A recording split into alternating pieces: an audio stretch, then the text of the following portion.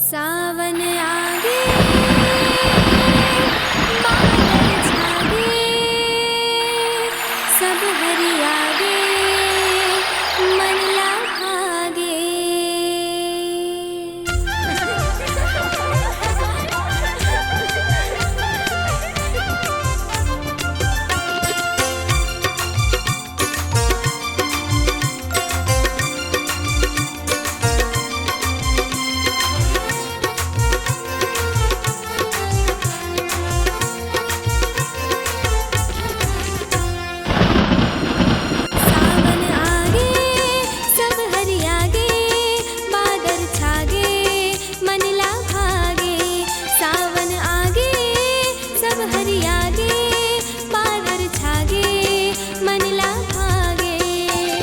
रुखवा लहराए पुरवैया गाए शीतल होगे संसार।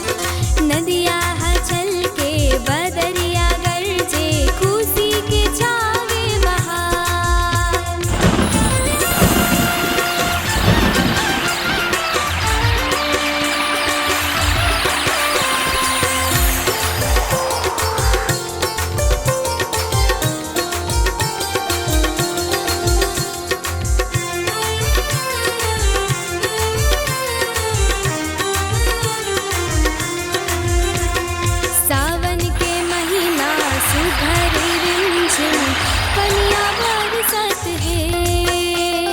परिया भाटा भुइया घलों में भाजी पाला उपजत है।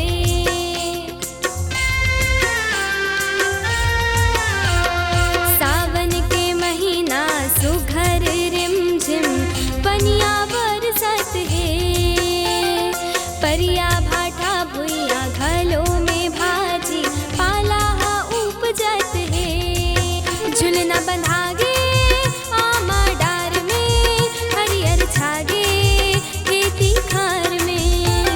सखिया मन झूले माया रस घूले बाटत है माया दुलार।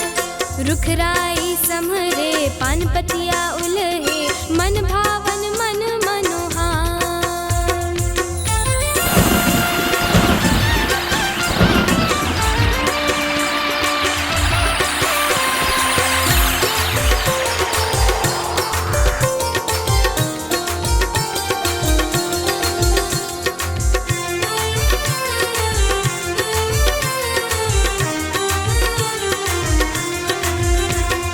लइका यौ पिचका गाँव गली में गेड़ी के मौजा लूटत है।